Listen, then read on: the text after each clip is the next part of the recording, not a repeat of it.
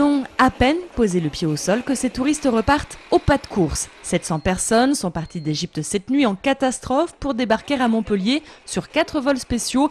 Mais le trajet du retour est loin d'être terminé. On a attendu 3 jours dans notre hôtel. On est parti cette nuit à 3 heures. Voilà, on est arrivé à Montpellier ce matin. Puis maintenant, on attend un bus pour pouvoir rentrer sur Lyon et ensuite rentrer sur Roanne parce qu'on n'est pas de la région lyonnaise. Direction Lyon, Toulouse, Lille ou Paris.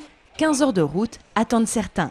Vu qu'on est belge, en plus on a encore des heures de voiture à faire après arriver à Paris, si on y arrive. Et dans la cohue, certains négocient des places pour partir au plus vite. Allez-y alors, c'est bon. Alors question organisation, c'est tout le staff de l'aéroport montpelliérain qui met la main au mégaphone. Reste-t-il des passagers pour Lille? Un rapatriement organisé avec l'aide des différents tours opérateurs. Et si certains sont mécontents de leur prise en charge, la galère continue. Et surtout avec Jetour, c'est pire qu'autre chose.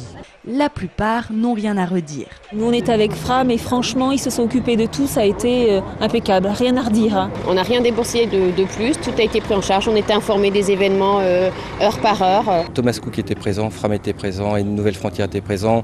Luke, s'il n'était pas présent physiquement, l'était en tout cas, on était en communication téléphonique hier soir, donc les choses se sont bien passées.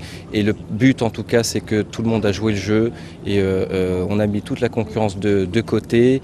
C'était pas de mise aujourd'hui, le principe c'était une fois de plus que tous les passagers arrivent à destination. Des passagers qui pour certains devaient reprendre le travail ce lundi. Il faudra s'arranger, journée sans solde, récupération, enfin bon, voilà. Finalement, les plus impatients de quitter le soleil égyptien n'étaient pas ce qu'on croit. Allez, je veux rentrer à la maison. Quant aux autres départs prévus demain, mercredi, la quasi-totalité des vols devrait être annulée, mais comme partout ailleurs dans le monde, l'aéroport montpelliérain navigue à vue.